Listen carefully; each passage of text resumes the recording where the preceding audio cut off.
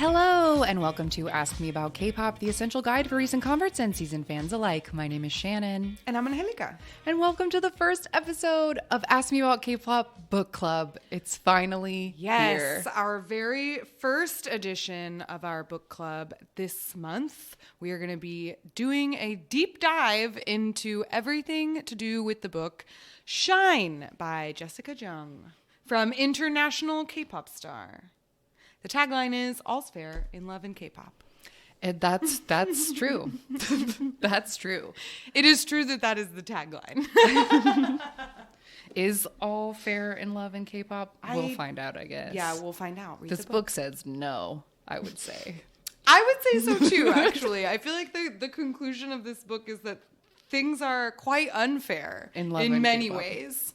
First of all, I guess I would like to say thank you and a sincere apology to everybody who has read along with us over this last couple months, because I guess it's been about a month since I've had my copy. So we've been getting a lot of messages of a lot of people being like, I can't do it. It's too bad. Or like, why did you make us do this?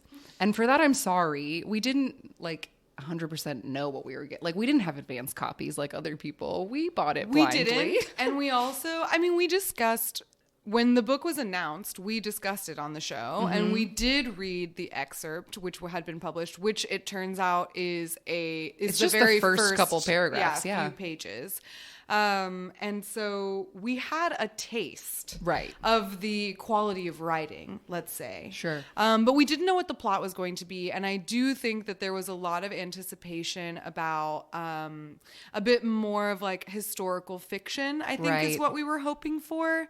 And it's a very different, it's not what we expected, I think. And so for that, I do apologize in the sense that like you didn't really get the tea that you were probably hoping for. And if you don't like those sort of cookie cutter Netflix rom-coms, you probably won't enjoy this either. Yes. Because I think all of us last year when they announced this and the way that it was being talked about and the fact that the Korean print had to be like redone for the cover, people were assuming that this was going to be some kind of like change the details version of Jessica's time in Girls' Generation. And it is absolutely 100% not that at all. No. It is a fictionalized tale of a girl who is a trainee, and there's a romance and mean girl drama. And and it really takes place in 2020. Yes. It is a current day story, which was very unexpected. That was an interesting choice. So we're going to get into it later in the episode. We will have a special guest, and we're going to talk about specifically the ways that we think this book got K-pop wrong entirely. Yes. We'll get into it more, but there is a lot of speculation that this was ghostwritten and that, Jessica maybe have offered some details, but somebody else wrote this book. And it makes sense to me because it's the book's understanding of how K-pop works feels so off that I can't believe someone who was like one of the biggest stars of it would write it this way. Yeah, in the sense of the like logistics of the industry, right? Yeah. Like how the industry works in terms of promotion and in terms of putting things together. It just is a much more Western idea of Hollywood than it is the K-pop industry. But that is what today's guest topic will be. So that's about. later. Today, up at the top, what we're going to do is a quick but also detailed synopsis of the book in case you couldn't finish it, like we said, or in case you saw all those other people in the Discord saying that it was bad and we're like, okay, never mind, I'm not going to buy this. Fine. But we are going to spend the next 4 episodes of the show talking about it. So to catch you up on those who maybe didn't read along, let's kick off our book club with an in case you missed it. Too long didn't read edition of Shine. All right, so let's just jump in here. So this book, like we said, it takes place in 2020. We don't find that out for a few chapters, which annoyed me. Mm-hmm. There's a lot of information withholding in the beginning of this book that I was like, I would like to know that. But our main character's name is Rachel Kim. She is 16 years old and was born and raised in New York City. and she moved to Seoul when she was 11. Age gets complicated. We'll get into that too. We'll talk about that. And she was scouted singing at a mall. Yes, she went to, this part does mirror Jessica's life in the sense that I believe they said that she was spotted at a karaoke while she was on vacation in Korea. I think her and her sister might have just gotten approached walking around for being beautiful. I don't know if they I mean in the book. Oh, in the book. In the book, she and her sister sang at the mall, were singing karaoke at a mall while they were on a family vacation, which is a similar story to Jessica and Crystal. But Rachel is a trainee at the fictional DB Entertainment. And that's another note we'll get into. But all of the K-pop in this book is entirely fictional. Yes. They do not reference any real K-pop stars or songs at all. Yes. But so many Hollywood celebrities name dropped constantly. Yes. Wow. Wait, I never even thought about that because... Wait, pause. Because that I have to reevaluate the universe that this takes place in now. Because Sophie Turner and Joe Jonas are married in this book. But like EXO doesn't. Right. And neither does Boa. Sure. And neither did Taiji and neither does Psy. Because according to this book, and we'll talk about it, but according to this book, K-pop was around since like the 80s. Before then, that's when she retired. Right, she retired in the... Okay, oh my God. Yeah. Wow. So anyway, everything about the K-pop is fictional, so just know that going in, nobody's real. So if anyone was reading this and was like, I don't know Electric Flower, it's because they're not real. Yeah. Okay, so she trains at a place called DB Entertainment, and she goes to Seoul International School. Which is an absurdly rich school in the way that it is described. And yet it is never explained how her family affords to send her to this school. Anyway, so the book opens on the interview portion that we read. I think it was last October. Yeah. In the Roses and Thorns. Whenever we announced the book, that excerpt is the beginning, and it purports that these girls are being interviewed after getting an all kill on the charts, but then it backs out and it's this is interview training. Yes. It wasn't a real interview. Which is good because you watch Rachel crash and burn in this interview. Ouch. It is rough. She is a highly cringeworthy character and difficult to like, which is unfortunate because she's the protagonist and it's told through her point of view. But it also did make me feel better because when we read the excerpt on the show, I remember that there's a detail about one of the girls smacking her gum. And I said on the show, what K-pop idol would ever chew gum on an interview? And then when you realize she actually gets scolded for chewing the gum because it's a mock interview. And I was like, oh, well, thank God. At least I got that right. Yes. So in this opening scene, we meet not only Rachel, but Rachel's enemy, whose name is Mina. Because she's mean. Oh, you guys, I wish so badly that we had been recording a couple of weeks ago when we were both sitting on the couch and realized that her name is Mina and she's mean. And we couldn't stop laughing. But Mina is another trainee. She's the same age as Rachel, but she's a chaebol to the C-marked corporation, and she's super mean. Which means heiress. Yes. And she definitely seems to be very entitled.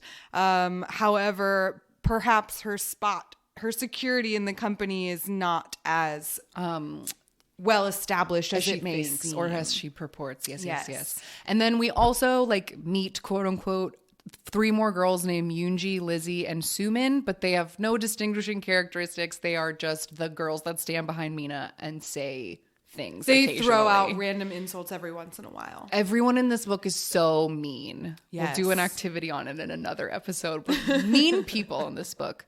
So then after this fake training, wait, where am I? Okay. We meet Rachel. She's bad at being on camera and all the other girls hate her guts.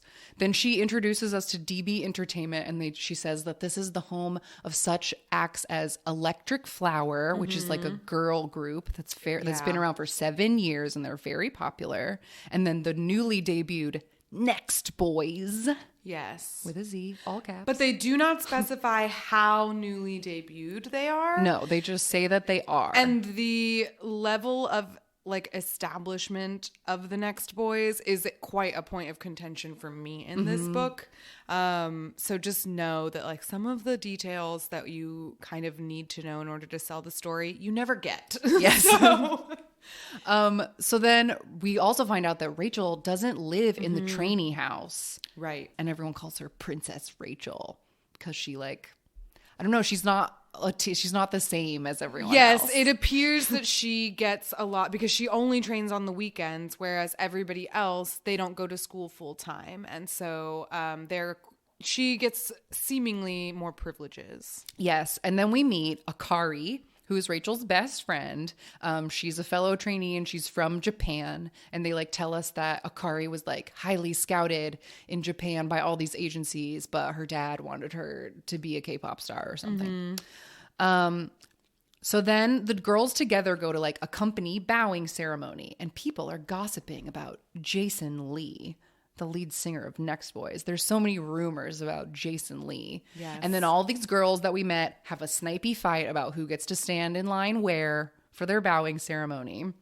And then we meet the CEO of DB Entertainment. His name is Mr. No. And the only thing we're told about him is that he wears mirrored sunglasses all the time. Yeah. So that's all we got about Mr. No.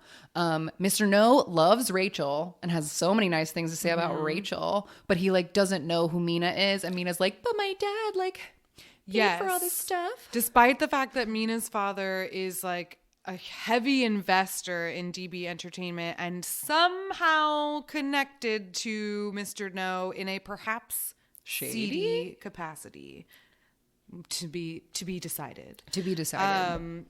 But then like she is unrecognizable to him. So it's all very suspicious.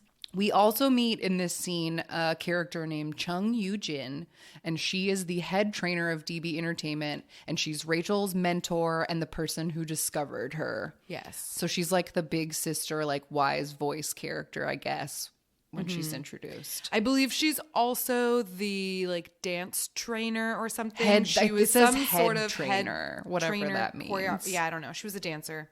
And she's described as having neon hair. Not a color.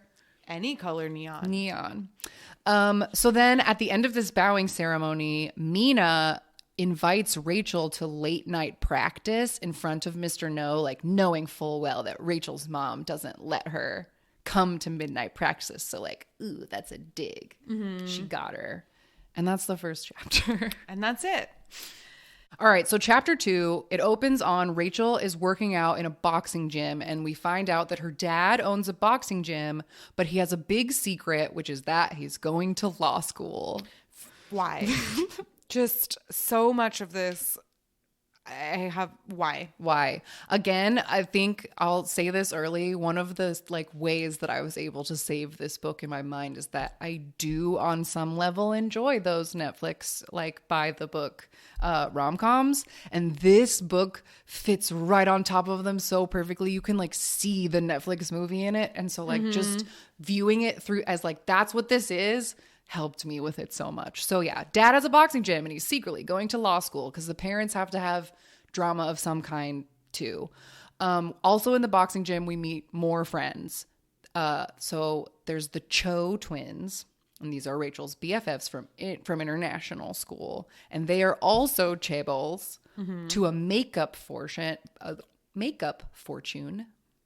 for a company called Molly Folly, which I think is a parody of Tony Moly, if I could guess. One is named Hyeri, and she's a nerd, and she likes engineering. And one is named Juhyun, and she likes makeup and is YouTube famous. Yeah. But they look exactly the same. And those are her friends. So they're like hanging out at the boxing gym, and the friends are like, you have to sneak out and go to the trainee house. Like, you have to, Rachel. You'll never get ahead if you don't go. So then she goes home, and we meet the mom, and the mom is like stern and not a character. The mom is not a character. No, the mom is like less. She is like less than two-dimensional. She's like negative dimensional. She is just a black cloud just to be a foil, to be like, I don't like that you just do to K-pop. be a grump to be a grump. And yet it doesn't make sense that she doesn't like the fact that she does K-pop, because her mom is the one who agreed to move her entire family from New York City to Seoul so that her daughter could be a K-pop trainee. And then she spends the entire book poo-pooing on the fact that she needs to be a trainee, and is like, why are you wasting all of your time at on this K-pop thing? Why don't you apply to college? And it's like, I don't know, Mom. Why did you move me here when I was 11? You're the adult that drove me insane the whole book. So when Rachel gets home, we also meet her little sister Leah, who is the truest character of the book because Crystal is real, so Leah is real. And that's the only one reason that she makes sense. So she's a little sister. I wrote age unknown because I feel like they never say how old she is. She's 11. Okay. Or 12. No, she's 13. She's 13. Korean age? Perhaps. Okay, but she's younger. And we are told that Leah loves specifically The Rock. Several times. Weird. It is emphasized she is a Dwayne Johnson fan. But Leah is important because Leah is also like a big fan of all of these fictional K-pop groups, and she loves K-drama. So like Leah is our, like, the audience's like introduction into why the world like why anything matters. Like Leah cares about K-pop, so then Leah's like makes the only fangirl in the book. Yes, the only one, because her Rachel's friends are not really K-pop fans. At least they don't really say anything. Like even they don't when seem to care that much. When they like meet celebrities later, they're just like so blasé. They're like, oh, is that an idol? They don't care. Yeah, they don't give a fuck. But Leah cares a lot, and so that is like a fun. And she's written very realistically. Yes. I feel like she's the only character that feels warm. Yes, because she is the person who I feel like could unabashedly be based on somebody without having to change anything, because it's like her beloved little sister, and like what? Yeah, there's nothing else to say but like portray your sister the way she is. And this character, we will of course for fun be speculating later this month about like who people are. But we can say for sure, like Jessica has said, Leah is based exactly on Crystal. Crystal picked the name Leah for her character. Cute. So this is the one confirmed, like she's a real person. Yeah. So when Rachel I wonder if Crystal's a really big fan of The Rock. Maybe that's like a weird fun fact about Crystal. That would be weird, but it would make more sense because it's so specific. And it's just three separate times at least, you guys. Like in the beginning, the middle, and the end of the book, you are reminded that Leah loves The Rock.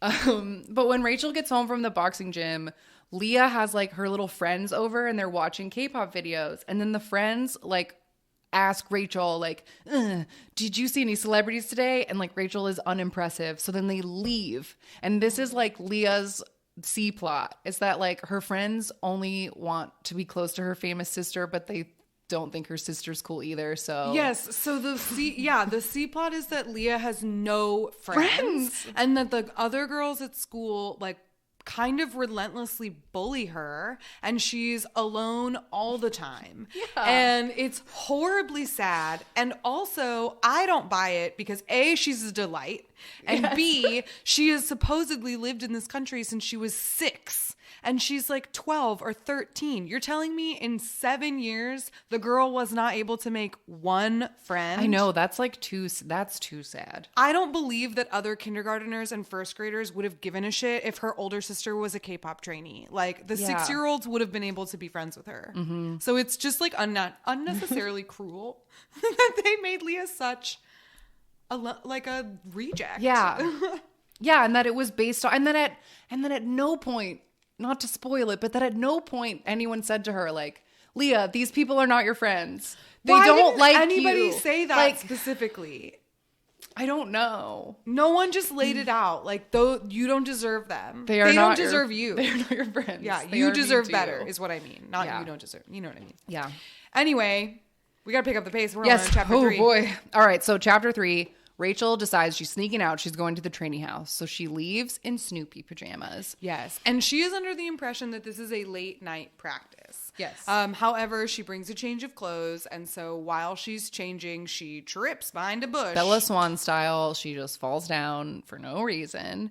And who is there to pick her up but the infamous Lee. Jason Lee. So Jason Lee is the lead singer of Next Boys. And he's the one that everyone at DB is talking about. He's so popular with everyone. He's half white. He's from Canada. There are constantly rumors flying about him. Like he steals from Mr. No, or he has a secret werewolf girlfriend is one of the things that is specifically said. And I have to say this because during this meet cute, Rachel says, like, I've heard you have a werewolf girlfriend. And then for absolutely no reason, he continues to call her werewolf girl for the rest of the book. And I don't think it's cute.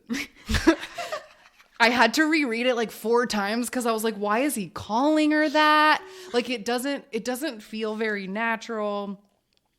Anyway, Jason walks her to the trainee house and it's not practice. It's a frat party. Because nope. We'll get to it later. But yes, there's a frat party happening in the trainee house. Beer and soju everywhere. So Rachel does shots and like climbs into Jason's lap. Like chapter 3, here we go. Yeah, they get real touchy real fast. And we meet one other next boy. His name is Minjun and he is the only other next boy that is named in this book. Oh, I thought they named like one other. Okay, just enough. This one. Too bad. And he's like Jason's buddy, and he's apparently the lead dancer, but he also has no defining character. Like she doesn't describe anyone in this book. No, he is hungry at one point, and then he serves later on to say something like "she's cool" or like he serves to approve of her later on for no reason at all. Right. But then Mina and her friends are wearing tiaras and they kick all the boys out. They're like, boys, you got to leave this party. And then they get some champagne and they're like, a toast to Rachel. And then Rachel drinks the champagne and she fucking blacks out because Mina and the girls drugged her. Yeah. So we go from 0 to 100 really fast. Like lines get crossed. That like I couldn't fucking believe that happened, and then it like never really gets addressed after that. No, they really don't resolve it. It feels so serious to me to drug someone. It is very serious, right? It's very serious, and the way that it slightly escalates later on, I think. I expected it to go in one direction, and I wonder, because one thing I didn't know when I started reading this is that there is a sequel planned. Yes. And so there are certain plot points in the book that never get resolved. And this, I think, is one of them, because the extent to which the blackmail could be played has not been played yet. And so I wonder if it's going to come back around and they will, like, it will get resolved in the second book. Because as it is right now, they never address it again, and it's very upsetting. Yeah. So as Rachel's passing out, you hear like she hears like garbled, like she's never gonna make it now. Yeah, like haha, it worked. We did it. Right. So she wakes up alone. Chapter 4. She wakes up alone, hungover in the trainee house, and shows up at the company like in her Snoopy pajamas, like throw up in her hair, whatever, looks terrible. And they're having auditions today because Jason Lee is going to do a duet with a trainee.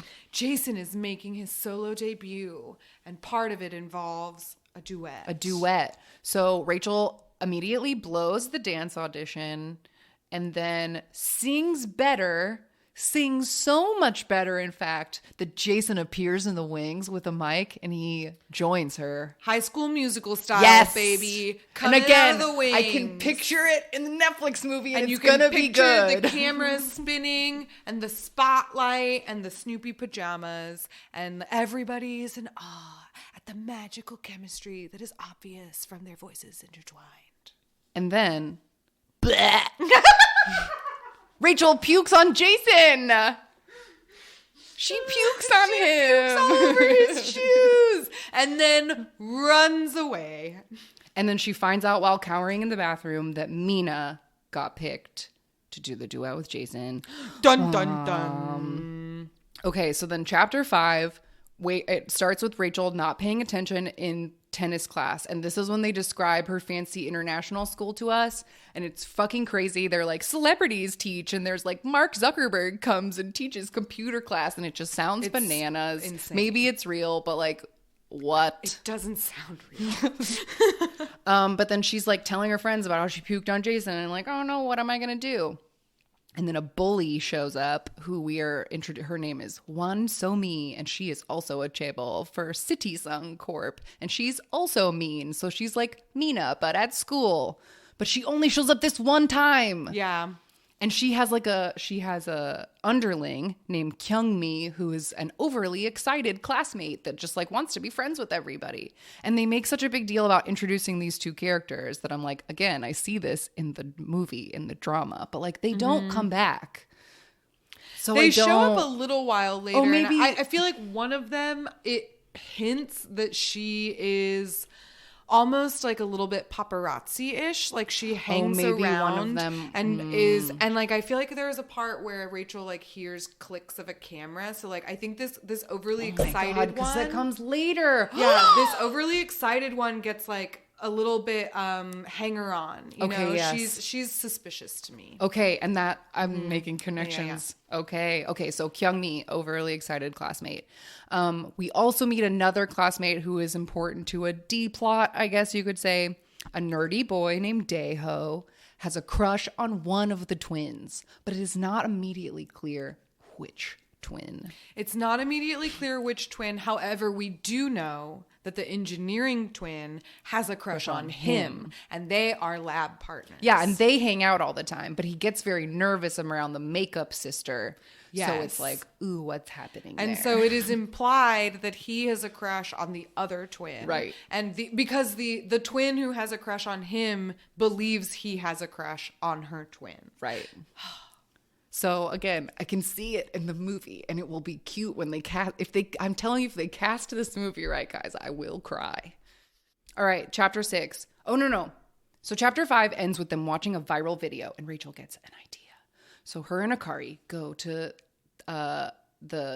Eugen, and they're like, "We have an idea. We need the world to see Rachel singing with Jason, and then she'll get picked. Everybody could see the magic when they were on stage. You saw it too, Eugen." Yeah, and so she's stirred and she does it. So she's like, meet me at this secret place in Itaewon. I have an idea. So then they go to Itaewon and they see like they recognize an actor coming out of a ratty building. They're like, that's where we gotta go. And there's a secret vine-covered speakeasy cafe. It's a celebrity haven just for celebrities. And then Eugen brings them over and she's like, this is my mother, Chung Yuna. And then they tell us that Chung Yuna was the, quote, first K-pop star who retired in 1980 and is Eugen's mother and the owner of this place. Back to that later. She talks to the girls and Liz says they're pretty or something. Then we learned that Rachel likes to draw outfits on napkins as a habit. Isn't that cute? She donks herself in the face with a spoon, and Jason sees, oh, he saw her do that. New chapter. Jason is tan and hot, and he's wearing a sweater. And Rachel and Jason bond over their shared hatred of certain things about Korean food. They don't like cheese. They don't like sausage. They think it's gross. Then they tell us Jason's band is here, and they're on the stage. So there's two other next boys. They do not get names. They just are. They sing a Chung Yuna ballad and Eugen films it. And Rachel's like, I know it. We just did it. And by nightfall, there's 200,000 likes on the Instagram video of her singing with Jason. In the cafe, they did it. Yes. And it becomes clear that Eugen had like steered Rachel to Jason's usual table. And like, that's why they had this secondary meet cute. They got dragged up on stage by the next boys. Anyway. Viral video, a success. Yeah, so now we're chapter 8, tense meeting at DB. Rachel is in so much trouble for puking on Jason, they are going to kick her out of the company. But then there's this executive named Mr. Han who is described in another chapter as Korean Chris Hemsworth. And he is like... Oh my God, is he? Yes. I totally missed that. What? Yes, they say he looks like a Korean Chris Hemsworth. Wow, that's not what I was picturing him like in my head. Okay. And he is like... he says something weird about his grandfather later, and like he's new on the board of directives, but he like believes in Rachel. And he is specifically the only young member on the board. Yes. He's in his 30s, and he represents a sort of new philosophy of how K-pop should be run. So more on that later. So he tells all the stuffy people at the board meeting, like, but have you even watched the video? And he pulls up the viral video, and they're also moved by Rachel and Jason and their beautiful chemistry. And so they say, all right, now Jason and Rachel and Mina will perform as a trio. Dun, dun, dun.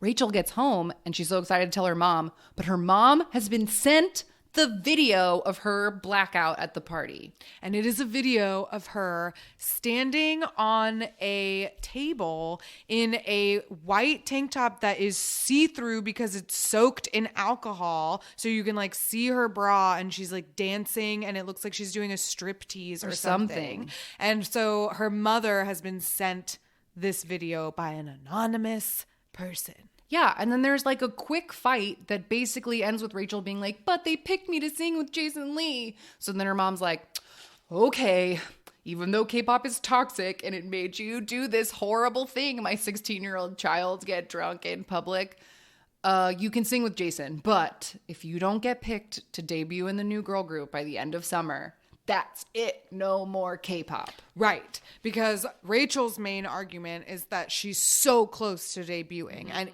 this is a sign that they're going to debut her afterward.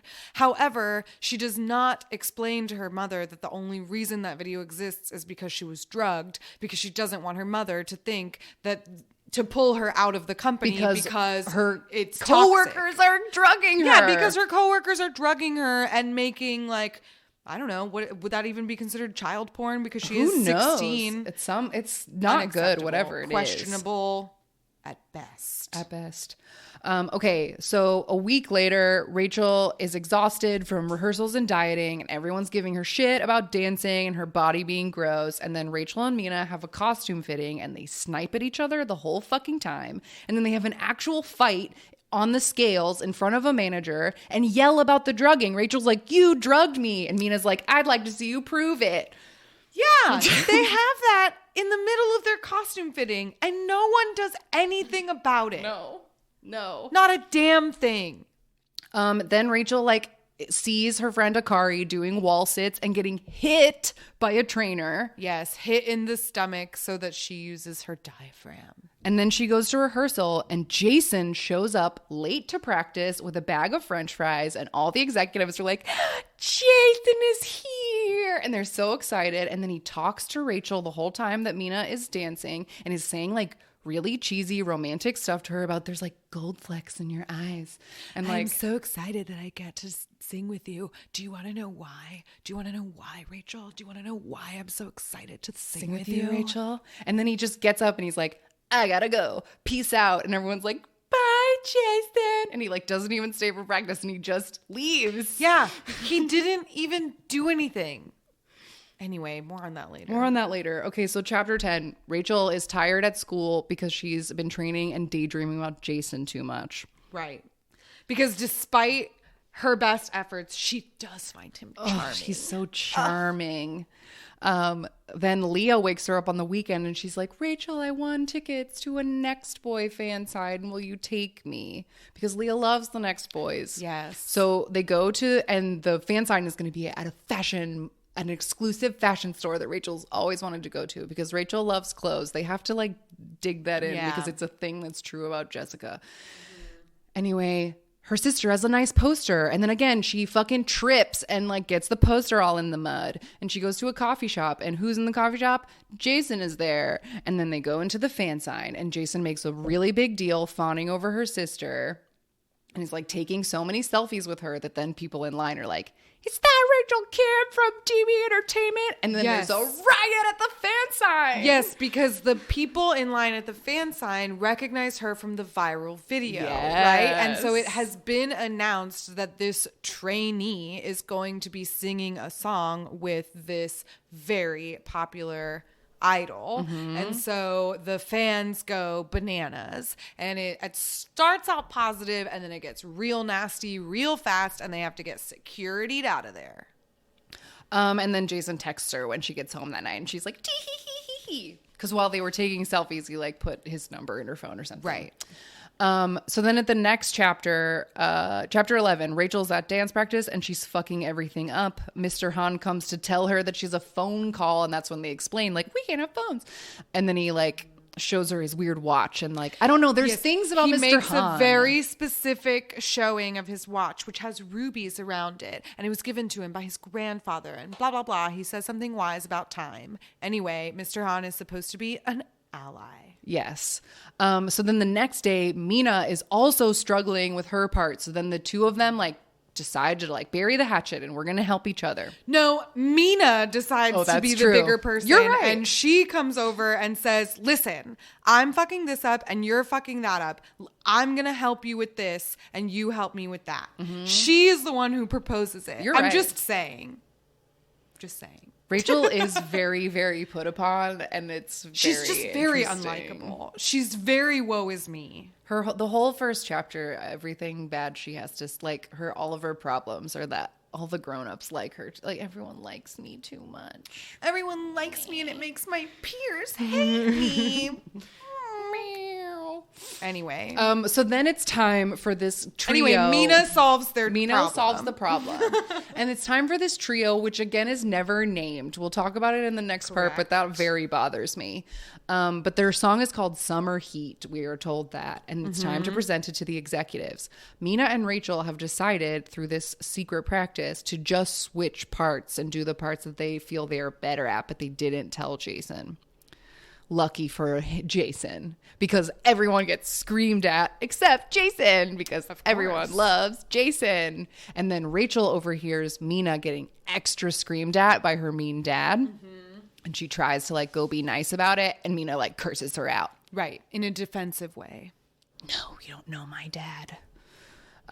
Okay, chapter 12. This is where things start to go all over the place. So Rachel and her friends go on a school trip to Jeju Island for like botany class, we are told. International school. Right, because their international school is Hogwarts, I guess. Yeah. And the hotel described sounds like the one I went to on my honeymoon, and it was like very fancy. So Rachel's like texting Jason the whole time. And then there's the part where they go meet the like Henya, the like lady divers. Yes. And she like thinks about girl power for a while or something. That part was cool. I did like that part of the book. My mom told, there's another book. There's like a book about those diving ladies. That's very popular. My mom bought it for me. I haven't read it. Anyway, then at the hotel buffet, Rachel spots important character, Kang Jina. Kang Jina is the lead singer of Electric Flower, that girl group we referenced earlier. The supposed like foundational girl group of DB Entertainment. Yes. Right? They are the record makers of this company. And she is there with the lead singer of a group called 10 Stars named Song Gyu-min. And he's clearly her boyfriend. And they're having like an argument at the table. And the boyfriend is like, they don't appreciate you. You have to ask for more. Yeah, and she's stand like, up for yourself. No, blah. So then on her way stomping out of this buffet, Gina stops at Rachel's table to specifically tell her not to get a boyfriend. Right, because Gina has also seen this viral video and knows who Rachel Kim is and takes her time to say, hey, you're a trainee at my company, right? Let me give you some advice, kid. Don't get a boyfriend. And then she walks away. So then when Rachel's texting with Jason later, she's like trying to like shove him off. And he is like, we should go on a self-care day with your sister. Chapter 13, open on Jason's private plane. We'll get into that later. Talk about that later. He takes Rachel and Leah to Tokyo for a day. And they go to a unicorn cafe. And then they're going to ride go-karts around the city. And then what? It's puke time again. Leah pukes all over Rachel. So then they don't go on go-karts. What's with the Kim sisters and Why puking? do they puke so much? Why are you puking so much? I don't know. And all over poor Jason. There's also, in the first chapter, when they're at the little reception and we learn that Rachel doesn't like cucumbers, she also references puking somewhere else because she ate cucumbers. Puking in this. It's gross. So then they have to like leave early, and on the plane back home while the sister is sleeping, like Rachel and Jason like bond over while the sister falls asleep to a rock movie. Yes, because she loves The Rock. And then they bond over like being Western and like missing like food and going to prom and like stuff like that. And they also specifically discuss the difficulties of sort of straddling two cultures and being like having the experience, the shared experience of not being Western enough when they lived in Canada and the United States and not being Korean enough now that they live in Korea. So that part I think is one of the like best done parts of the novel. I think that their connection and the way that Rachel reflects on what it is like to be a foreign idol, that felt very heartfelt and clearly rooted in like some real kind of experience. Truth. Yeah. So chapter 14, we're backstage at an Electric Flower concert, and the trio are gonna film a music video in front of like using this crowd, right? So Jason sends good luck donuts to Rachel because they were talking about promposal donuts on the plane. Yes. And a key detail that I skipped over in your summary, but the chapter ends with Jason almost confessing his feelings. Yes. Because they're talking about promposals and he almost confesses. But Leo wakes up, are we almost there? And then they like don't, and then Rachel like moves and they don't finish their Gina's words echoing in her ears. She moves. She moves. No boyfriend. Okay, so backstage at the concert, she gets these good luck donuts. At the same time she gets the donuts, Akari shows up, and they tell us that Rachel hasn't spoken to Akari in like weeks. Like not since it was announced that she was going to do this trio. So Akari's like, who are those donuts from? And Rachel like lies and says she doesn't know who they're from. So like her relationship with her friend is broken officially, chapter 14.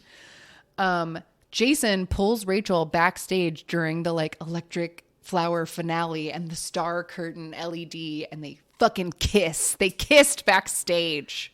You know what I thought of when I read that part? What? The scene in Parks and Rec when Leslie and Ben are hiding their relationship and they kiss it backstage during the Lil Sebastian memorial. Right. And then they get caught. And they got caught. I was like, you're going to get caught, Rachel. Yeah. And we'll find out why later, because we know the fans are always watching. They're always watching. Okay. So the next chapter, Rachel is like eating cold noodles with her family and daydreaming about how she's been secretly dating Jason. We like see some flashbacks of like they go to the movie theater where they can like kiss and no one can see them. And Jason's like does some stunt about like, I'm going to run into the street and say that I love you. And she's like, Jason, you can't. And he's like, what? Mr. No would probably be happy for us. Like he's super in denial, like thinks like he's not scared of getting caught at all. Right. And just to point out, they never established how established his career is. Right. We also don't know how old Jason is, we which have also no bothers idea how me. old he is. And that is my biggest complaint my biggest point of contention. We can talk about that later. Okay, so while she's daydreaming, Leah gets like an alert on her phone and it says Kong Gina is leaving Electric Flower. Oh no. So then later in this chapter, Jason comes to surprise Rachel at her school, like with coordinated help with her friend. He like serenades her in the garden. It's very weird. Because they don't have real classes and it's fine. And then they're like in the music room and he tells her about how like he wrote a song about being torn between two worlds and like he just wants DB to like, you know, let him express himself and write his own music. He wrote this pretty acoustic song. Oh, because Jason got discovered because he did K-pop he was a YouTuber. covers. He's like Justin on Bieber. YouTube. Yeah, he did like acoustic K-pop covers on YouTube and then got recruited by DB Entertainment. So he wants to make like deep acoustic music. Yes, about his soul. So while they're playing guitar, the friend bursts in and she's like, oh my God, your music video's out. The people love it. And Jason's like, let's go to Lottie World to celebrate. And Rachel's like, but we'll get recognized. And then the makeup friend is like, I'll paint your face. Again, I can see the Netflix movie. Sure. So they go to Lottie World with full painted faces so nobody can recognize them. And while they're standing in line, some girls behind them pull up the new music video on their phone. And they love Jason, and Jason is perfect. But they have nothing but awful things to say about Rachel and Mina, and they're calling them sluts, and they're just like, they hate it. And Rachel is getting visibly upset, and Jason doesn't even notice. And then they leave, and Jason takes her to a drinking tent. Again, how old is he? Yeah. And she is 16. And do they let kids in those? I feel like they shouldn't if they do. They do not specify that it is a drinking tent, and they do not specify that Jason does not order them alcohol, and they do not drink together. However, we have already seen them drinking together at this frat party that was at the trainee house. We have not seen Jason drink or order them drinks, but it is established that he is a regular at this woman's tent. He comes here all the time, and he is like a favorite customer of hers. Which just tells me that he's of drinking age. So it's just sus. It is sus. Okay, so they're hanging out in here. They're having pancakes or whatever. And who is drunk and loud at another table? Kang Gina, of course. The world is small. Yes. So chapter 17, Gina comes up and joins them at their table to tell her side of the story. And she says that she was not kicked out of DB, and the story that she's decided not to renew isn't true. She alleges that DB has contract extensions in a Swiss safe that are backdated so that at any point they can extend anybody's career by 3 years. So the original contract that they sign is supposed to be for 7, and to make it longer than that would be illegal. That is why they backdate the contracts so that it's a legal loophole. Right. And that felt very specific. So we'll have to get into it later. Then she says that the boyfriend, Guman, got a contract extension from his company and then broke up with her.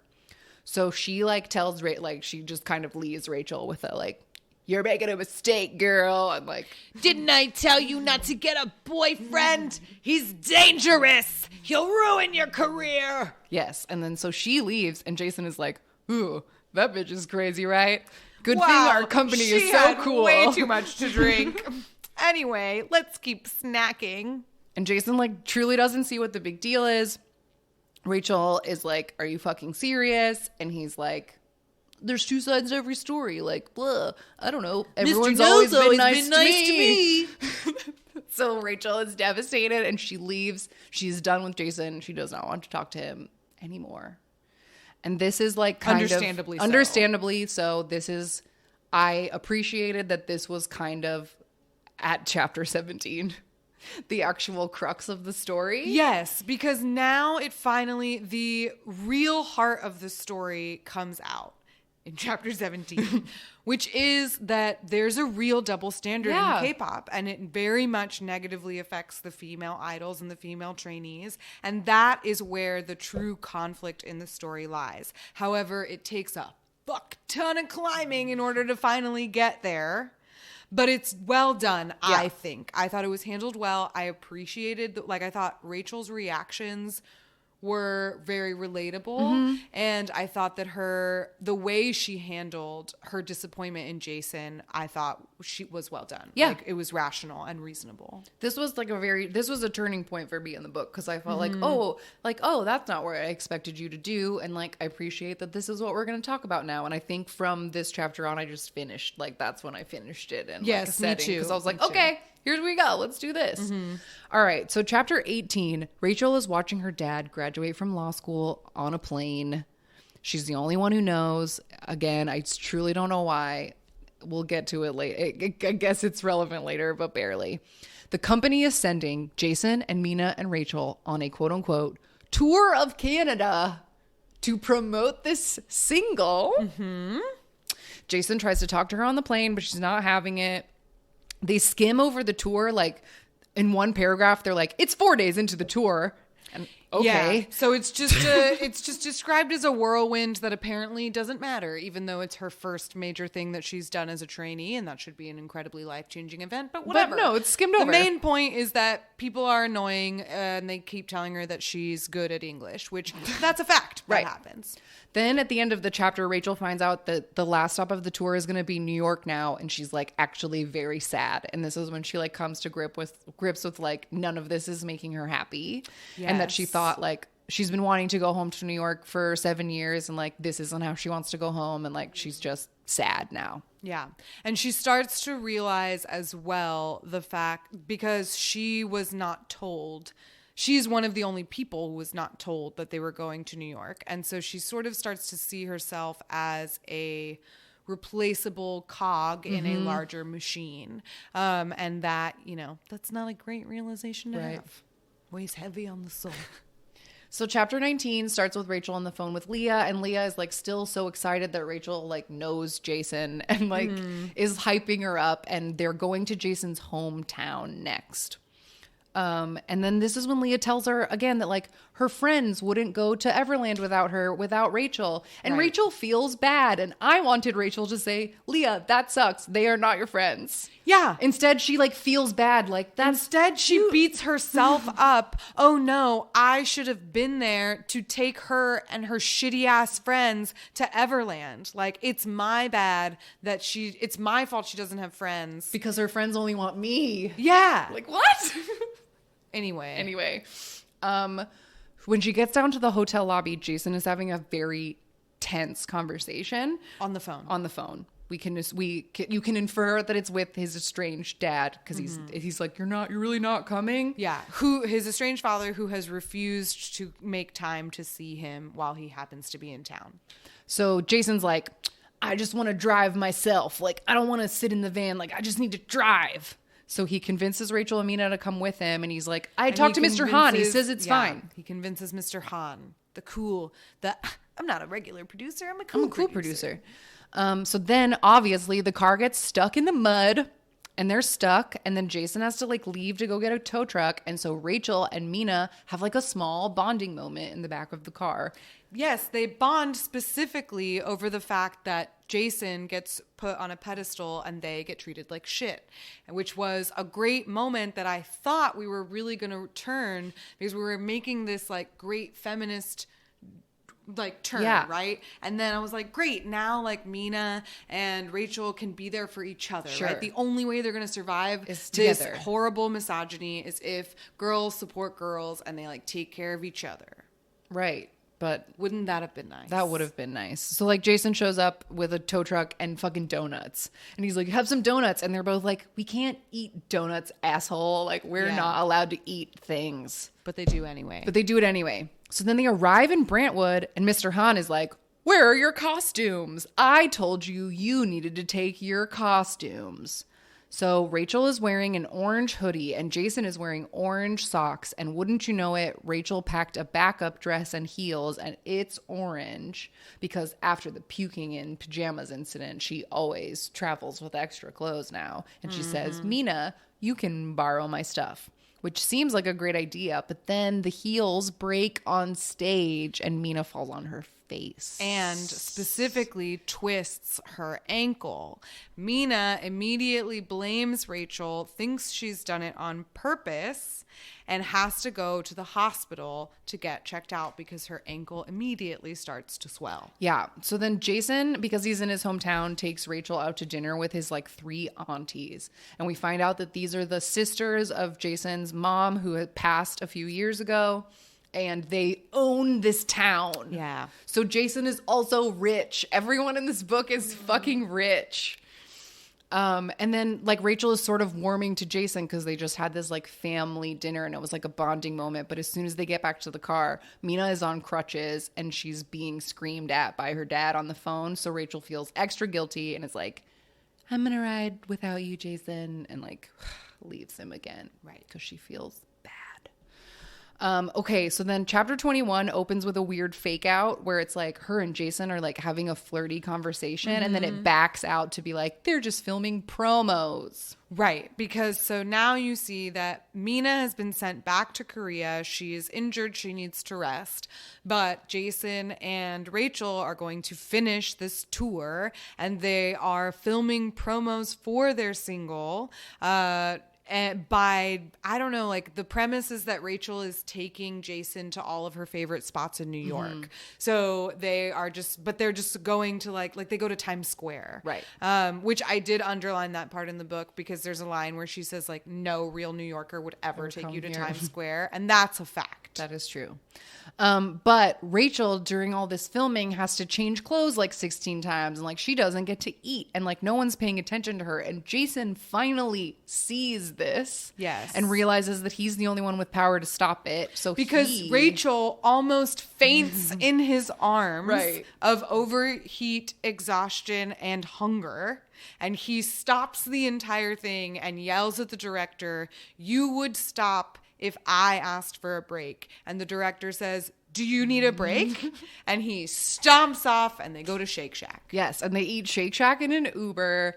And Jason tells Rachel about how his white dad basically rejected him when his mom died, like that he never liked his Koreanness and he didn't like Korean stuff, and he just basically like gave Jason to his aunts because he just like doesn't reject his him. aunts paid him. Oh, right. So they that paid they him could to have get him Jason. back. Isn't that crazy? And the dad signed without a question. So mean. Yeah, so that's Daddy Jason's issues. damage. And he apologizes like that for not realizing that he got special treatment, and they like shake on it and agree to be friends. Right. Next chapter, 22. The twins show up at Rachel's hotel room and they're like, "We're here for a rich person engagement party. Let's go to Saks Fifth Avenue." So then they go to Saks Fifth Avenue and they try on dresses. Every Netflix show needs Yes, we have to a do the dress fashion montage. So then they're like, right. And then the only thing, I couldn't believe it, I wrote it down, but the only thing they talk about at Saks is that their parents' annual rich person party is coming up soon and Rachel always goes. And is she going to come this year? Yeah. Then they're like, come to this rich person engagement party with us.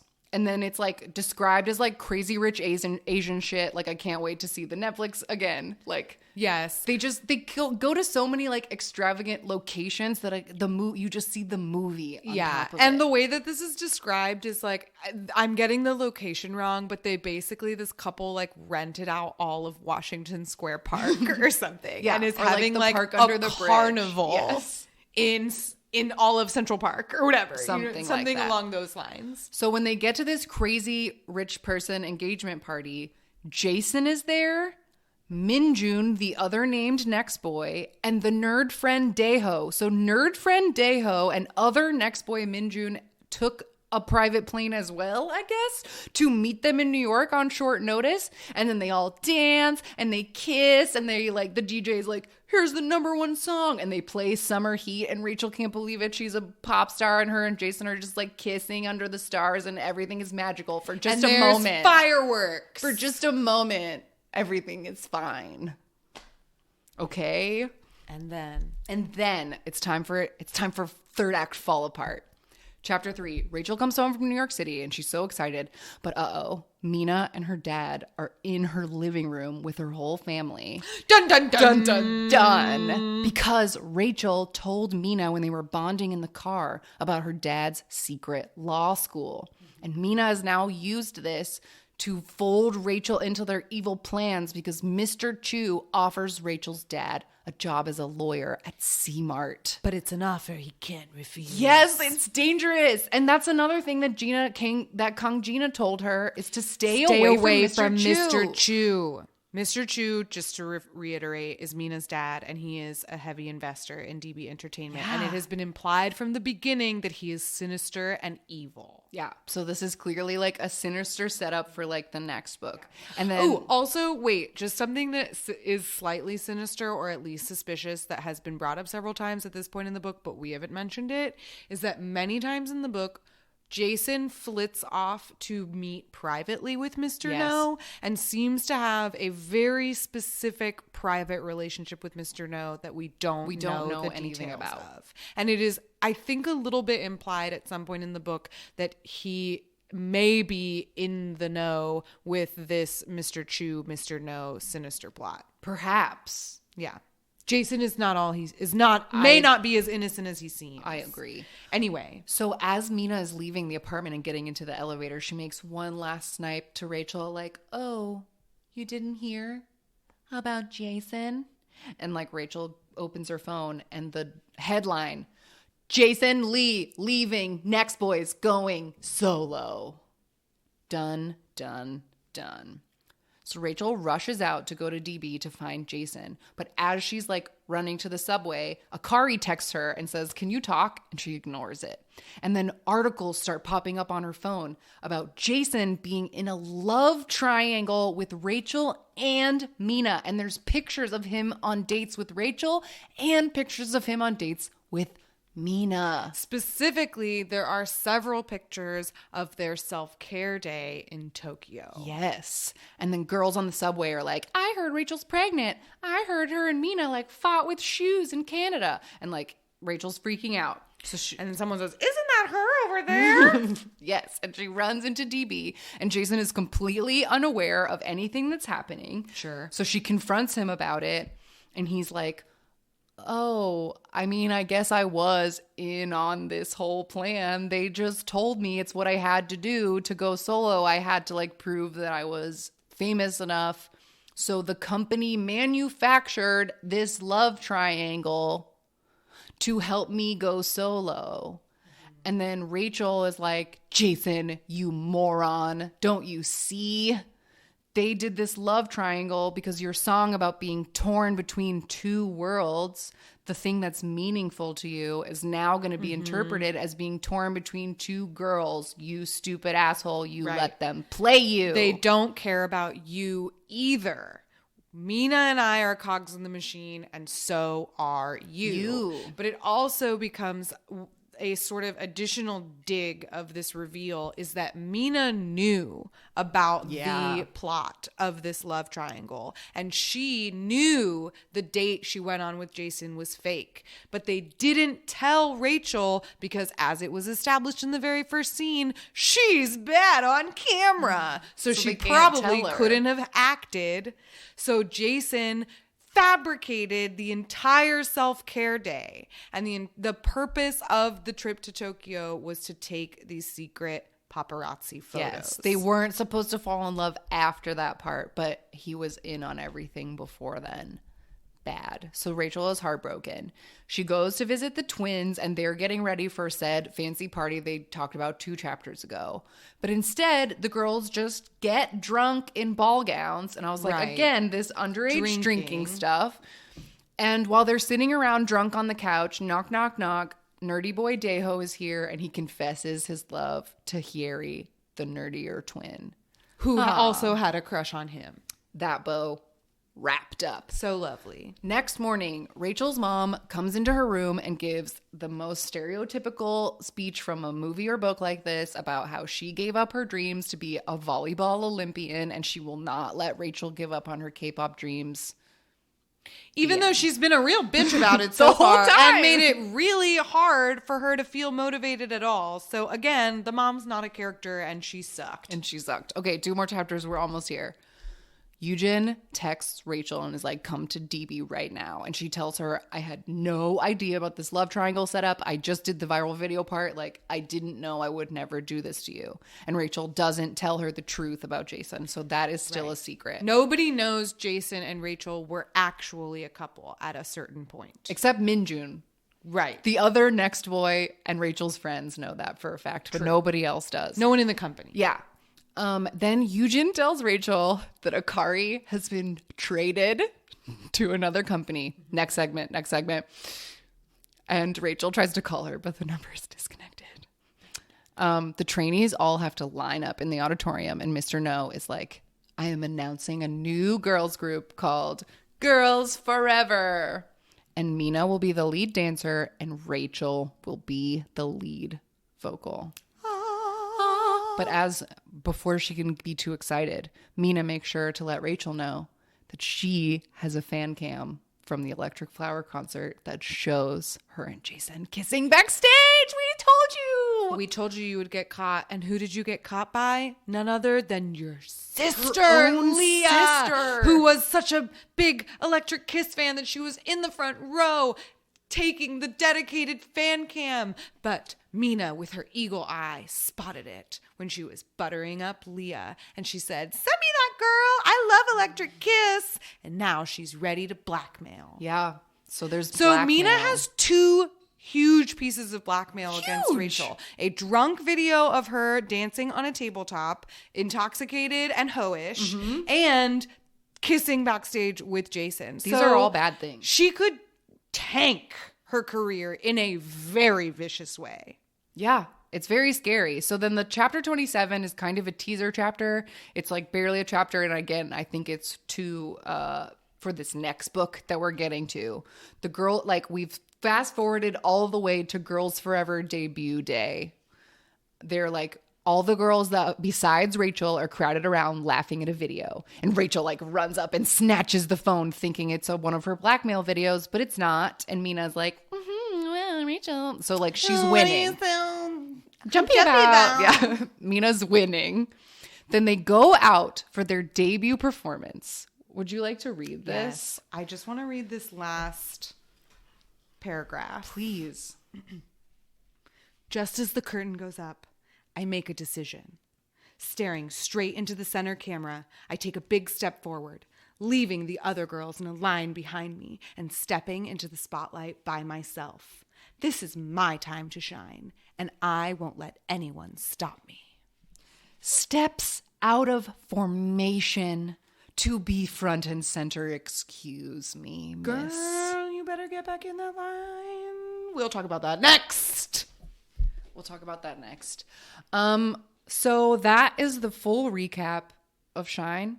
If you didn't read it, there it is. If you did read it, I hope that jogged your memory. All right, and we will be right back for That's Not How K-Pop Works with a very special guest.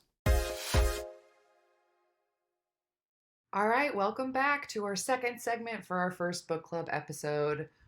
That's Not How K-Pop Works. And today we are joined by a special guest, a longtime supporter of this podcast, and you know him as the host of the Kpopcast. Please welcome DJ Peter Lowe to the show. Air horn sound effects. Yes, hello.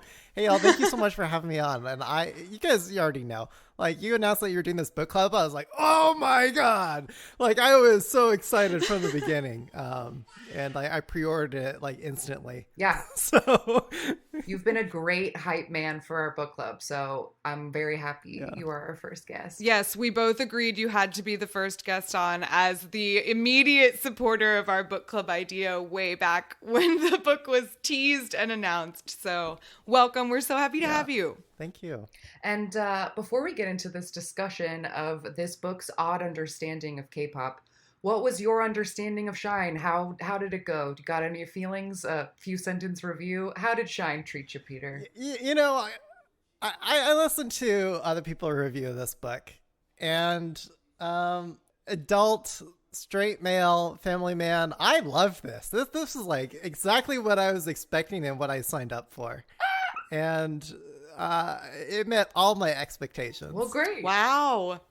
That is the first positive, glowing review of this book that I've heard. I knew what I was getting, and I got it. So that's fair. I do think a lot of us had different expectations. And I was surprised by sort of the teen fluff of it all. But it was fun. I had a good time too. I just think I had to reframe my mindset because, like many people, we were expecting tea. We were expecting something about Jessica, and like, this isn't that.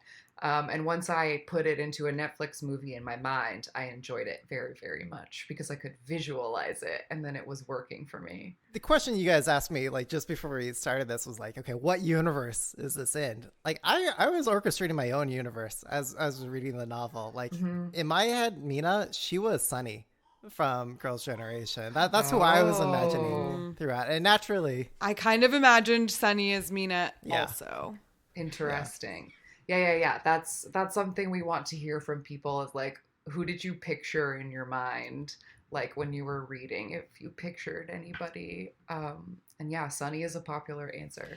Yeah, I was very thrown, and we're going to talk about this a little like toward the end of the episode, but I was very thrown by the modern day setting of it. I didn't expect it to take place in 2020. I think I kind of expected it to be timeless, maybe. I didn't expect it to be so rooted in certain aspects of our reality.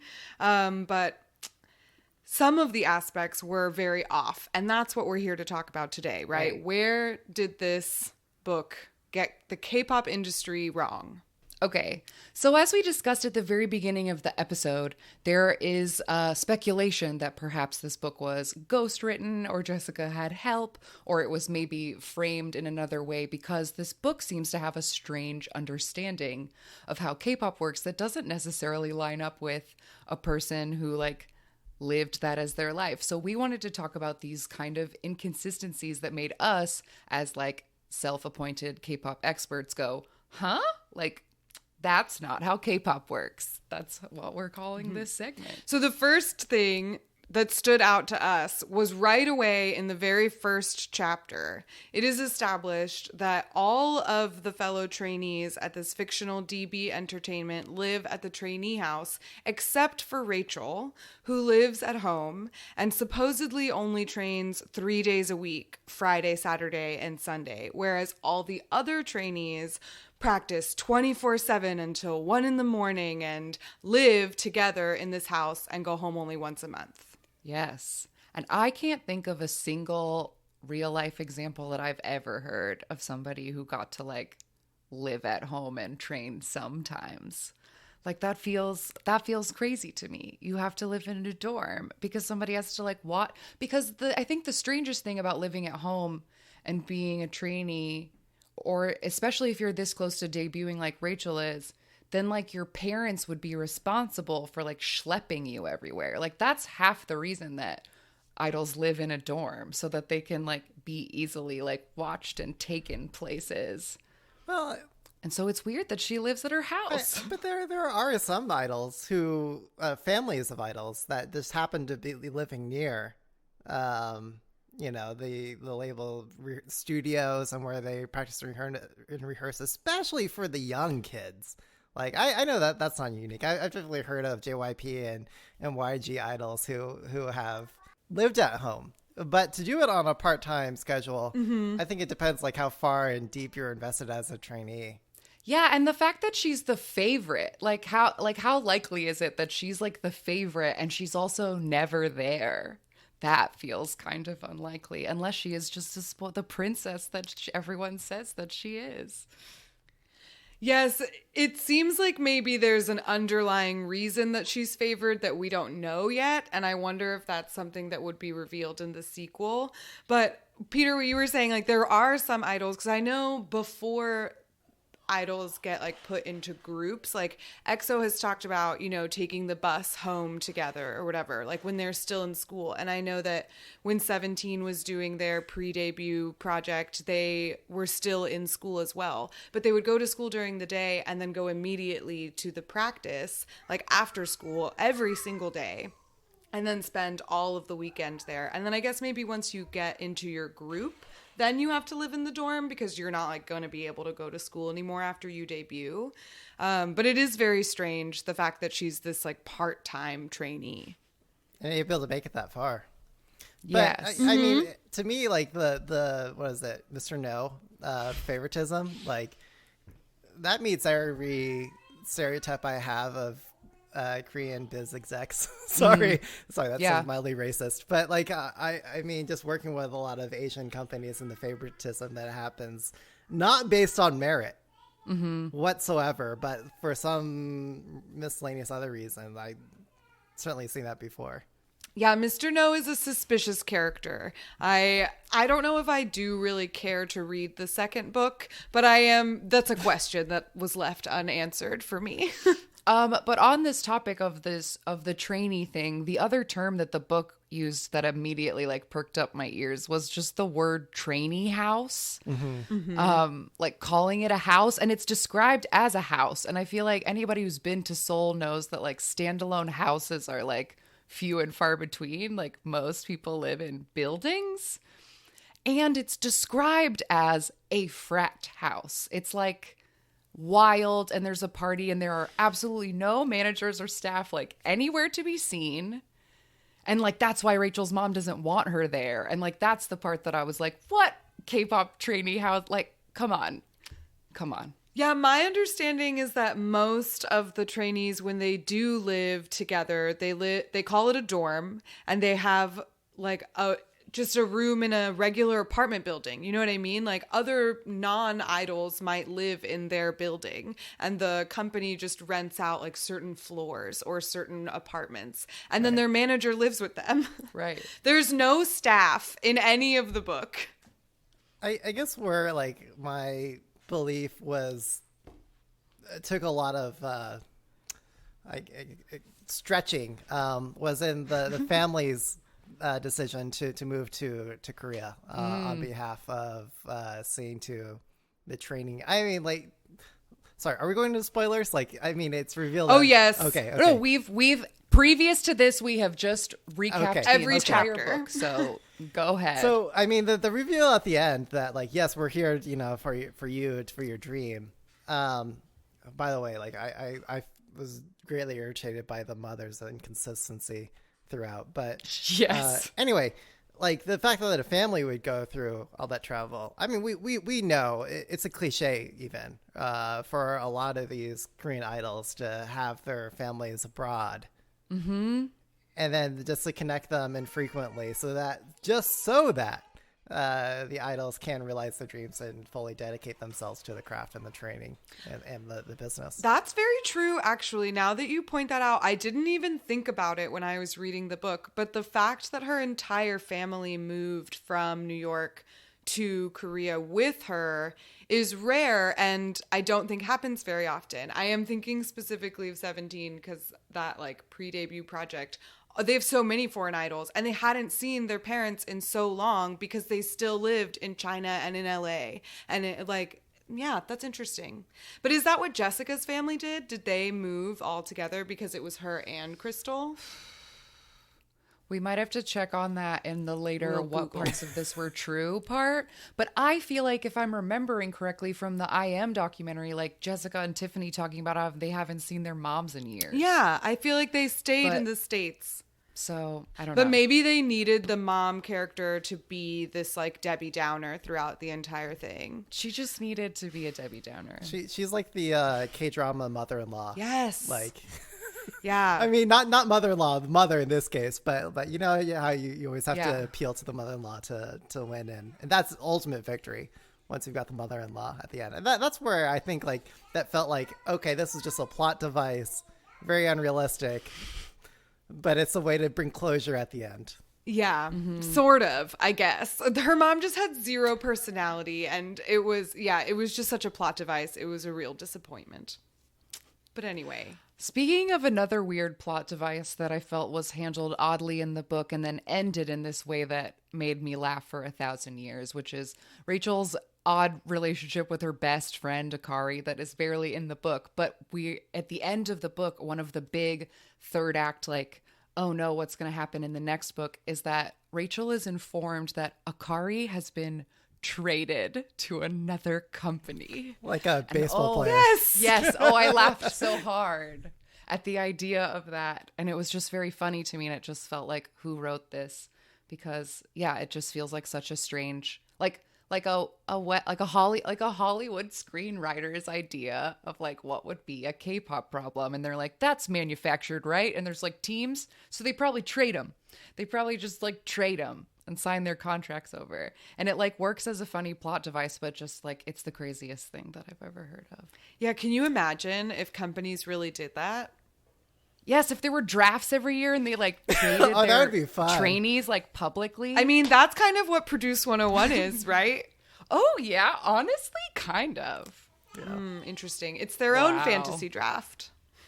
Mm-hmm. All right, moving on to further on in the book.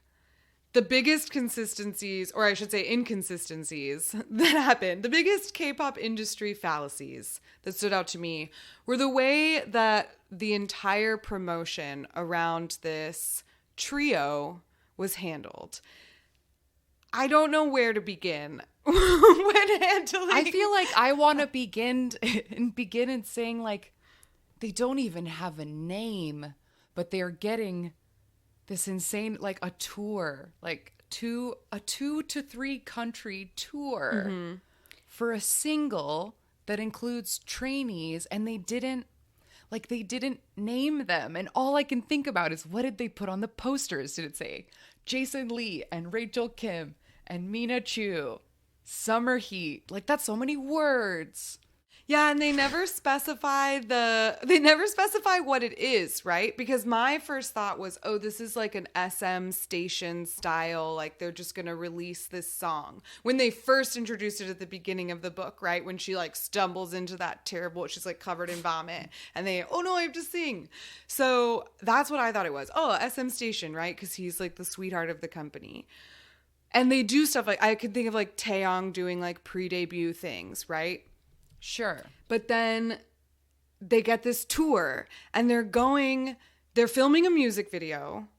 They're going to more than one city in Canada, and then a surprise extra addition to New York. While they are in Canada, they do multiple interviews, including going on morning shows. And then when they're in New York, they film a promotional video for it. So there's this entire hubbub. Like, this is a lot of money that has been invested. Like the whole like comeback schedule, like world tour worth of stuff. As though it would be a subunit. Yeah. But it's not, because they're not debuted and it's never named. It could be a pre-release track for his album, but his solo thing hasn't been announced yet. No, it's not announced until the very end of it all. So what the F is this whole project that the entire book revolves around? What is it? What is it? Peter, tell us. Do you know what it is? I mean, I think, like, again, I knew what I was signing up for, and I was just willing to go with this fantasy.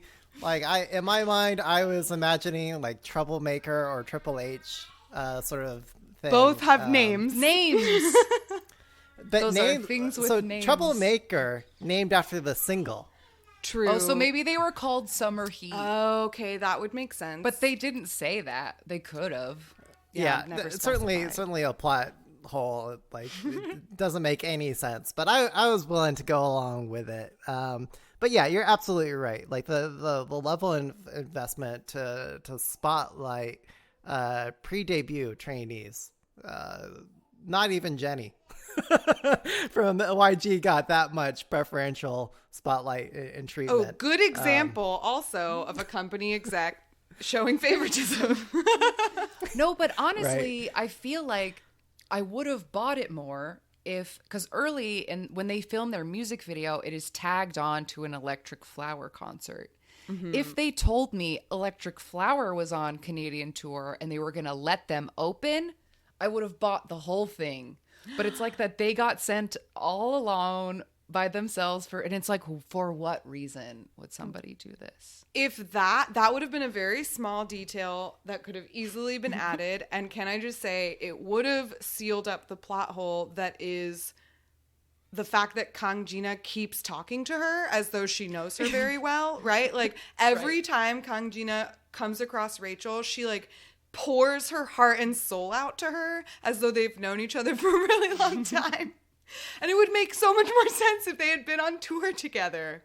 Wow, now I'm disappointed.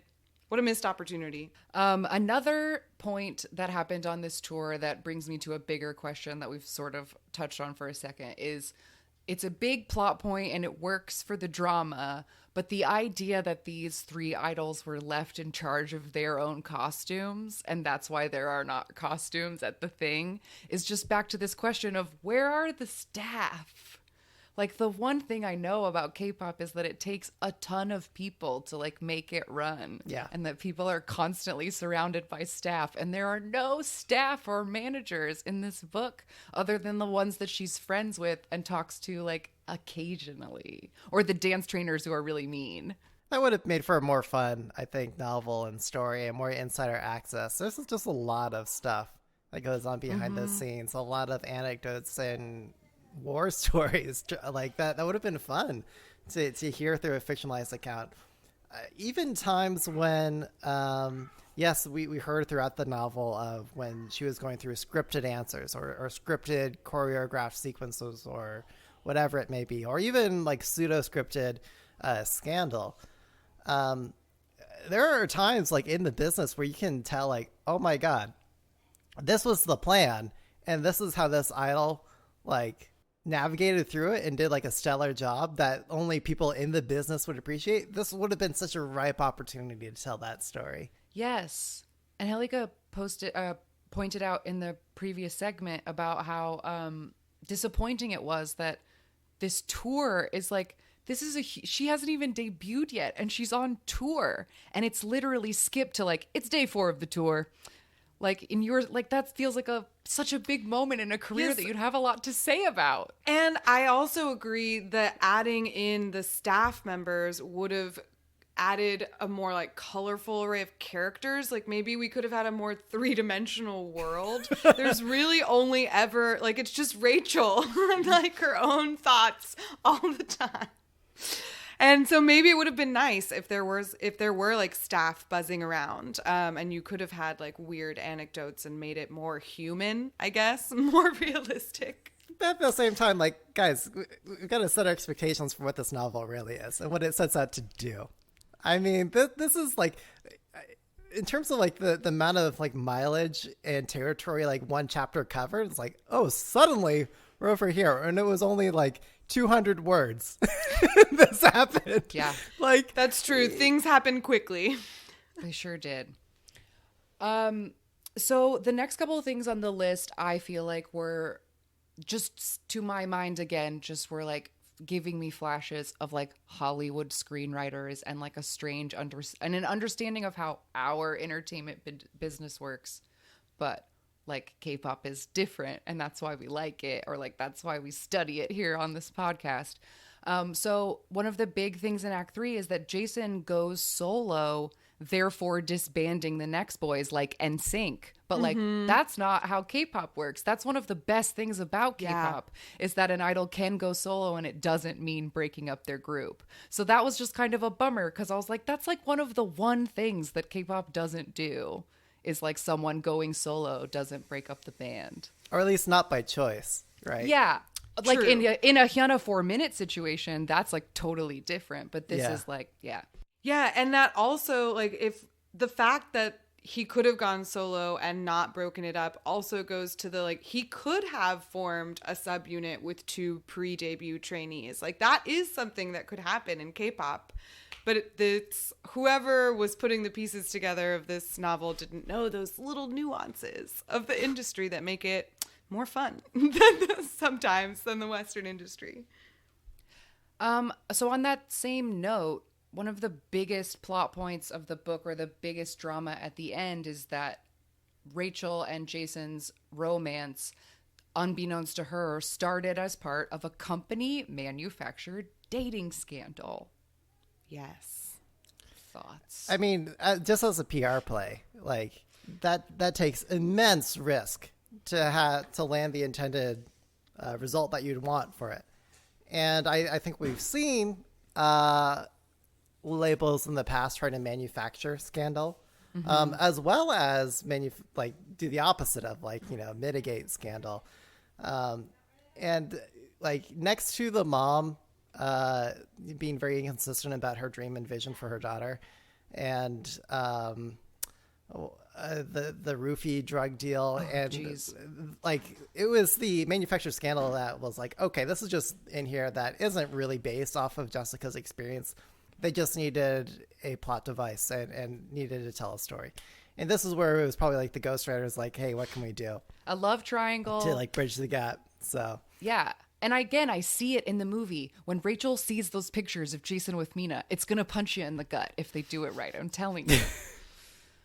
It totally works as a drama piece, but it's just so, again, like, if you are a person who is reading this novel and know anything about K-pop, things like this are very glaring, because you don't have to be in K-pop for very long to know that the vast majority of the time somebody getting caught in a dating scandal is very, very bad. And nobody writes articles like, heartbroken Jason Lee caught between two girls. It's like Jason Lee's fans burning albums outside of DB Entertainment is the headline that you actually get. Yes, like Peter, you just mentioned that it's such a huge risk to manufacture this kind of scandal. And we've seen so many real life examples, 2 full episodes worth of real life examples that turn out poorly for all parties involved, right? Sometimes they involve more than 2 parties, like in this one. So it's that was like a little, I felt like I had, by the time this reveal happened, and I had suspended my belief enough to accept this world tour that we had just gone on, then the shoe drops that it's also all a manufactured scandal. I was like, this is too far.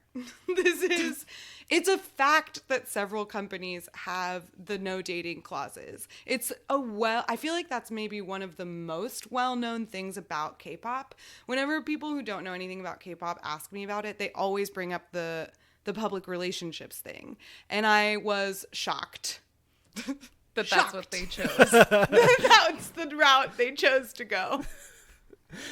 And then the only other thing that we had, or one of the things we had that gave us pause, is at the very, very end of the book, we read it in the last segment, that ends with Rachel deciding to step out of formation and make the debut stage all about herself, which just shocked me.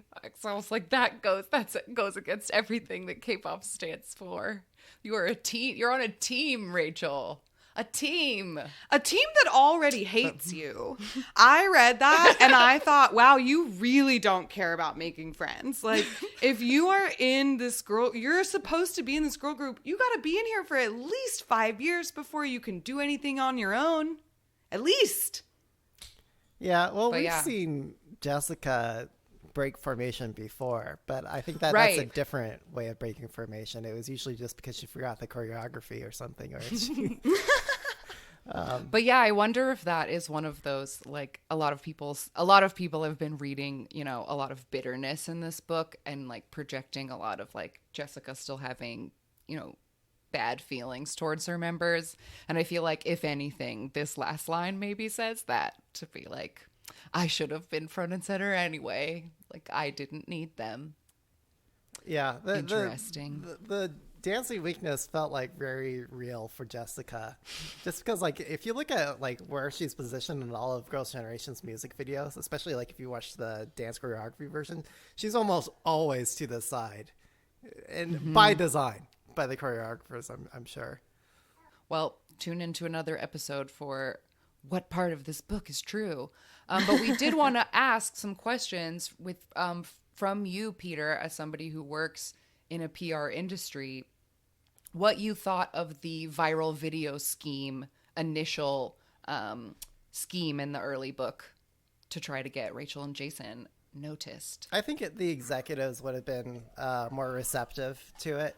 I think we've seen Korean labels be overreactionary, actually, to what happens in public discourse. So I think that would have been something we'd have seen more. Going viral, I mean, who knows? We've seen plenty of covers of, A-list K-pop celebrities, fan cam recording of them doing whatever. That doesn't always go viral. So I think, like, just from my own notes on like applying like my PR lens to the novel, the first chapter, when they were looking at doing that media training, it would be very unlikely that they'd have them together as a group to do that, just because it's costly and not time efficient. Really, you want to be coaching a couple of them and working on scrutinizing their delivery of message through it. So it would be, especially having a trainee going to that level of media training, it's not worth the investment at that stage. You tend to have that level of media training for your more senior or people you've already slated, like you're going to debut. Let us prepare you for this launch date or this debut date. Like, here's all the things that you need to be, coached through and how to respond. So that part would have been more realistic maybe as the first chapter of the next book of now that they are in this group. Yeah, very much so. Yeah, because then like maybe it's not known to the world that what is it? Girls Forever is going to debut, but internally, like everyone's preparing for that debut date. I also find it hard to believe that like was it when they dropped that music video as a surprise to the idols? Like, no, you've got like a full blown press circuit and tour, and like I imagine a lot of social media plans for each of the members to amplify and support that. Teaser photos among other things. Yes, they're all the production things you do like pre-launch date, like pre-announcement date, that you're creating all that collateral, but even during the launch date, like to get as much publicity and get as much attention for that drop, you've got a lot of live programming set up, or at least any PR professional worth their weight is planning for that. What did you think of the hidden contracts detail? The little bomb that Kang Jina drops on Rachel when they find her in the soju tent, right? They say, wait, I pulled it up. Hold on. Page 232. The 2-year extension thing? Yeah, yes. The 3-year extension, right? So they mentioned that it's a law that K-pop contracts only last for 7 years. And then Gina claims that there's a bank in Switzerland with a secure vault with 3-year extension contracts that they were forced to sign the same day that they signed their original contracts, but were backdated. And I can think of many people in fandom who would easily believe this. What do you guys think? That's beyond my area of expertise. But just as a general fan who's in the know of how K-pop works, how realistic is this? I feel like it might have been in the, like, again, this book's timing, and we'll get to it in a second, and the world that it takes place in, like, that it is 2020. Like, this seems like the kind of thing that, like, a first-gen idol would be warning someone of Jessica's age about, like, the contracts are shady. They've got, like, because before, like, EXO sued everybody, like, I feel like contracts might not be allowed to be as shady as they used to be, because people have gotten in big trouble for probably doing stuff like this. That's true. So it just sort of feels like nobody's ever, like, Rachel's just learning. Like, there's a lot of things that Rachel's just learning about that feel like she would know if it's 2020. Yeah, and that can kind of lead us into this question of, like, what is the universe that this book takes place in? Because, like I said at the beginning, I was thrown by the fact that it was 2020. And you're right, like, in this current real 2020, there have been so many precedents set by other K-pop groups and so many contract disputes that I agree. I don't think in 2020, like, this would still be relevant advice. So what is the universe this book takes place in? Right. And I think it, honestly, like, thinking about this when we were talking about it last night kind of threw my whole perspective of the book into, like, turmoil, which is when we came to the conclusion that, like, this book does not take place in our universe because all of the K-pop referenced is entirely fictional. Like, Psy doesn't exist. Like, none of those things happened. So therefore, is any of our complaints even relevant, because this doesn't take place in our universe?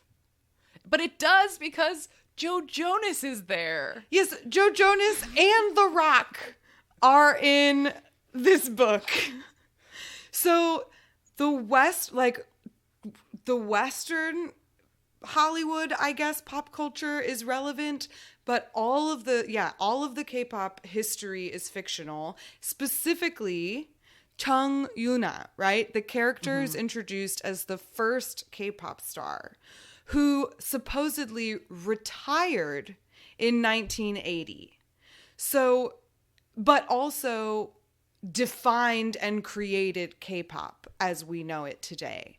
So that means K-pop started in the 70s? Yeah, so when Western music was still banned? Right. In Korea? Yeah. So then it also just feels like... Does that mean that in this universe, the Korean War never happened? Oh my God. A lot of things could be possible now. You know, when they were singing that like 80s or the retro song, like I imagined something like Heavily Trot. So like something I was too, but it was like the way that they that they specifically said that she was a K-pop star, and it was like if they had told me that she was just a famous singer and not that she had invented K-pop, then maybe I could have looked past it. But like it makes a lot of our Discord listeners were sort of frustrated by Rachel because they were like, why doesn't she know anything? Like it's 2020, why doesn't she know that she can't have a boyfriend? Why doesn't she know all of these things? And especially if this book is telling us that K-pop as we know it has existed for like 60 years, then why doesn't Rachel know she can't have a boyfriend? You'd think that would be like very clear. So I don't know. It's so strange because it's not our world, and it's just hard to imagine. Like it throws everything into question. I mean, I was willing to give it creative license there to like maybe it's a JYP forerunner who, sure, maybe that genre that idol what's her face created in 70s and 80s is different than what's in 2020, but that defined the K-pop genre as it evolved from that point, and that maybe that idol model from that point henceforth. So that's where I was willing to like past that point. And I mean, going to the Western tour and the reception for it, that would have worked in today's, could have been more plausible in today's 2020. Mm-hmm. But if you ask me if that was possible in 2016, oh, absolutely not. No. They wouldn't have that same sort of success or hit in terms of press coverage or interviews. Depending on the publication, but highly unlikely that they would have that number of briefings or interviews scheduled. Yes, that's very true. The way that more groups will come to the United States and sort of, or to the US and Canada and sort of like bop around, do all those little morning shows and stuff. That's way more common now. So that is a 2020 thing. Maybe not for this unnamed subunit, but in general, it happens. Yeah, but I guess most of all, this book takes place in another universe because it's 2020 and nobody has coronavirus. So the Shine universe is maybe the one we should all be in, actually. Maybe it is the better universe. Yeah. I'm sure she chose Diplo as the DJ for that one event because, I mean, Diplo is known to have produced and co-produced a number of K-pop tracks. So that I'm sure that's why she chose that Western real-life celebrity to drop into the book. Yeah, the choice of names that were dropped, I have a lot of questions about it. Incoming list in another episode of all of the strange Hollywood and otherwise references to real things in this book. You know, the novel felt like it wasn't sure if it was speaking to people who don't know anything about K-pop or people who already know something about K-pop. Very true. At times it felt like it was setting context and explaining K-pop norms to non-K-pop fans, but also at the other times, like it just didn't describe a lot of K-pop norms. Yeah. Yes, that's very true. That's a good point. Like there were some things that it just didn't explain at all. Like I thought the use of language was really odd, where every once in a while there would be like a whole Romanized Korean conversation and no explanation as to what it was. And yeah, some of the sort of like etiquette, I guess. Like the seniority wasn't really explained. Yeah, I think honestly that but I think that's why I feel kind of disappointed is that this book is supposed to have been written by a K-pop star, not just somebody who's writing a YA novel that takes place in a K-pop universe. Mm-hmm. Like, she lived it, and I wanted to hear about it. And we said, like, Leah felt like the realest character because she really loves her sister. And so, like, that came through, and I wanted to hear more. And we talked about, like, the few conversations about, like, feeling torn between worlds feeling real. Mm-hmm. But a thing that I felt like the book really skipped over and really bummed me out about is that they didn't discuss language at all. And foreign idols constantly talk about not knowing Korean, or their accent is weird, or it's hard to communicate. And like Jason and Rachel would have spoke English to each other, and that would have mattered. It would have made them familiar.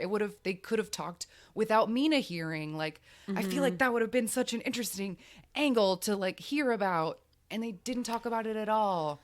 Although I do gotta give him props for the Asian American experiences, and also like as a Hapa myself, also Jason talking about his Hapa dilemma. Like, hey, I haven't seen that in pop culture. Like props like that deserves applause. But it felt against the other topics that they could have chosen, as you list, Shannon, like maybe those would have been better to drop in. But I felt validated in those moments. I felt seen when they talked about those things. Yeah, no, and that's good. And I think I just wanted more of that because, like, yeah, Jessica really experienced being in one of the biggest girl groups ever at one of the biggest companies ever. And she has insight that nobody else has. Mm-hmm. And so I'm just kind of sad that, like, this book didn't give me that enough of that insight into like her mind and what it was like. Yeah, especially because the parts that shine the most in this book are the parts that do have that like real transparent, like this is rooted in real experience. The fact that Leah is actually based on Crystal, like the conversation that she has with Jason about straddling the two worlds.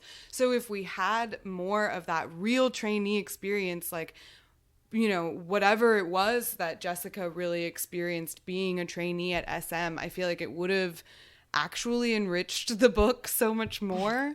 And it is disappointing that it feels like it wasn't really written by someone who truly lived that life.